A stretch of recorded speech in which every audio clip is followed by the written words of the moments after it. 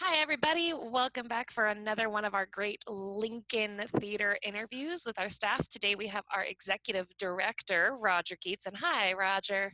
Hi, Taylor. How are you? I'm so good. How are you? Great. It's great working from home, isn't it? If you want to try doing it with some kids, then maybe it would be great. Uh, you can have mine though if you want to borrow them. No, thanks. I'm Roger, good. tell us tell us about what your position is at the Lincoln, and then you especially what you actually do. Okay, Taylor. As you know, I'm the executive director, and I'm pretty much available 24/7 to do whatever is needed. And that could be mopping up spills on the floor, taking out the trash, to the administrative stuff that we do, scheduling and settling events. And then you're also, so when people call and they want to rent the theater, you're generally the person they talk to for that also, correct? Yes, I'm usually the first person they talk to. And then all of us that have complaints, we come and complain to you. Exactly. I'm the complaint department. Perfect. Wonderful. And how long have you been with the theater? So not just as executive director, but just in general. When did you start? Um, so I started volunteering in 1997. Before that, I was a patron, a film goer, concert goer. But I started my employment in 1999 as a one night a week house manager. And then I've done most of the other positions over the years, and I became executive director in 2014. That's a long time. I know it is a long That's time. Time goes a long fast, time. doesn't I it? mean, I was 7 when you started as a volunteer, just to throw that out there for you. Thank you. You're welcome. I'm here to help. I'm here to make you feel really good. What is your favorite thing about working at the Lincoln? Um, that is tough. I mean, I love working with staff. I think what I really like though is, say, after an event and you get to see and talk to people who really enjoyed themselves, and it doesn't matter if it's a film or a concert or a fundraiser. If Mhm. people had a good time, I think that is what I really enjoy. That's so nice. Mhm. Uh, in your time there, so since you've been there over 20 years now, and before that even, what changed the Lincoln, whether that's structure or preservation or anything like that? What change have you witnessed that kind of most impacted your time there? You've seen a lot, so you can take a Yeah. second. Well, I think most people would think I would say the sound and hearing campaign that we just finished up and that you were a big part of. But I mean, when we went digital, that was a big deal.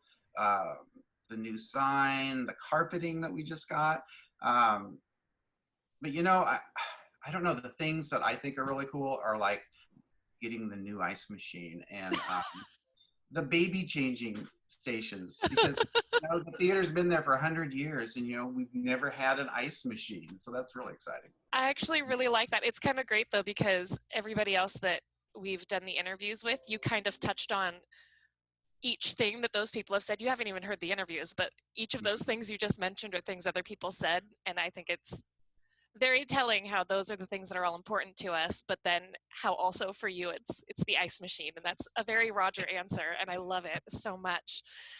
What is your favorite memory with your time at the Lincoln? So that can be a show, an event, anything.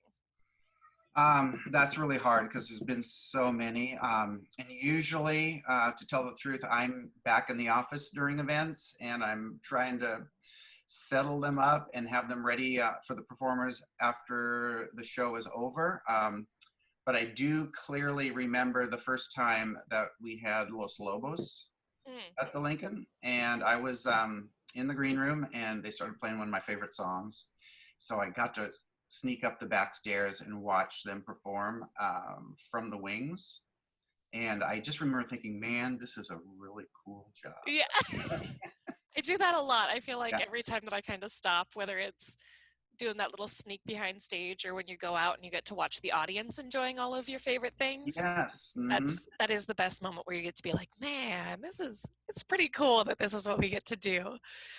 What is your dream show or production for the Lincoln stage? Um, well, I'm super excited that the Rocky Horror Show Tags production is coming back to the theater this fall because it's a real hoot. I love that show. If I were to dream big, well, maybe Hamilton. Ooh. Or Bob Dylan. It's hilarious that you said Hamilton, because when Noah did my interview for me, and when he said that, he was like, "You can't say Hamilton." Like, dang it. Bob Dylan. Oh, Bob Dylan, yeah. Yeah, that'd be good. Which actually leads into our next one, because this could be your answer. If you could spend the day with one famous person, living or dead, who would it be and why? Oh, I shy away from famous people, really. So I would. I think I'm more comfortable just with my family and when I can be myself. But okay, I'll say Bob Dylan. Cool. That's easy answer right there.